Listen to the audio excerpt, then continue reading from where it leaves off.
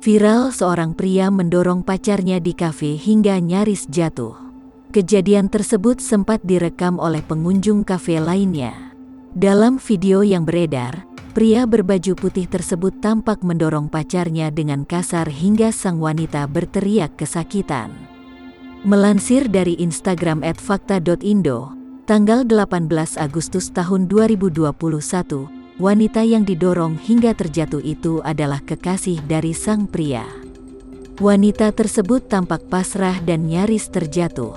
Pria yang mendorong kemudian dengan kasar menarik tangan sang wanita seolah segera mengajak pergi dari kafe.